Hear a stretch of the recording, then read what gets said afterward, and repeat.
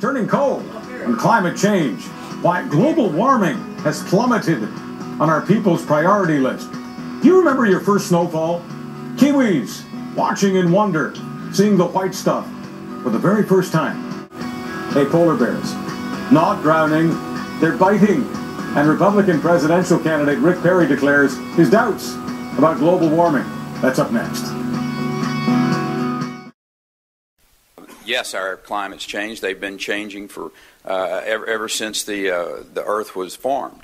But I do not buy into that a group of scientists who have, in some cases, found to be manipulating this information. And the cost to the country and to the world of implementing these anti-carbon programs is in the billions, if not trillions of dollars at the end of the day.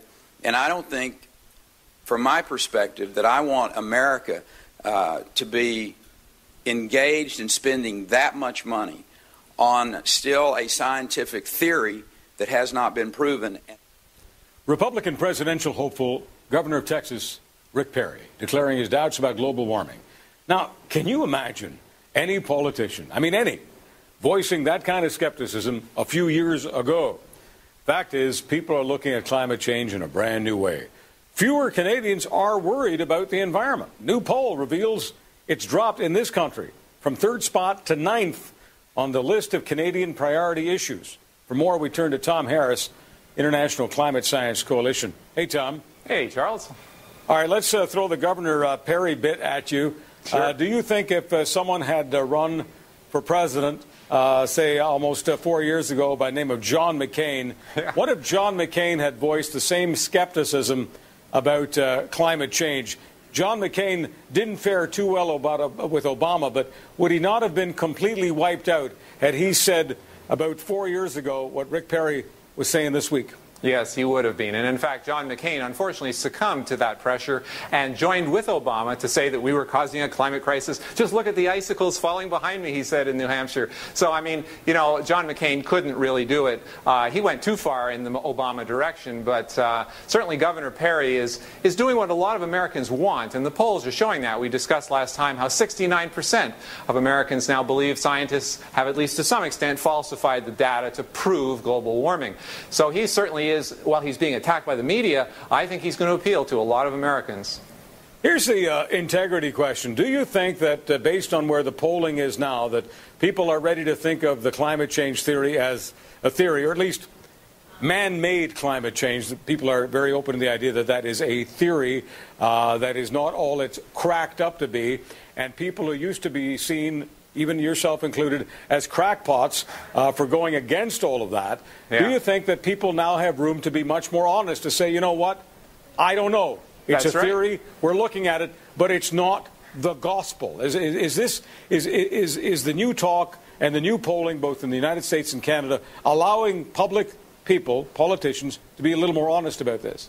Well, yes. In fact, the polling has changed a lot since 2008. You saw where the global warming alarmists in the Rasmussen polls, for example, had like 15% lead, and it closed and closed until eventually, at the time of ClimateGate in December 2009, there was, I think, about a 15% lead on the side of those who say that it's natural cycles, not mainly driven by humans. The UN made it a major goal throughout 2010 to bring public opinion back on track, and they largely did that. So now it's a real horse race. There's a slight advantage of those who think it's natural cycles in the United States versus being caused almost exclusively by humans. So it's a very tight race right now. It could go either way. We really don't know. Certainly Al Gore and others, he has a big campaign coming up, a 24-hour TV marathon. This time he's focused on extreme weather events. That's happening in September. It's going to be on all the major networks. So I think people on the global warming side recognize that, this is not necessarily a slam dunk.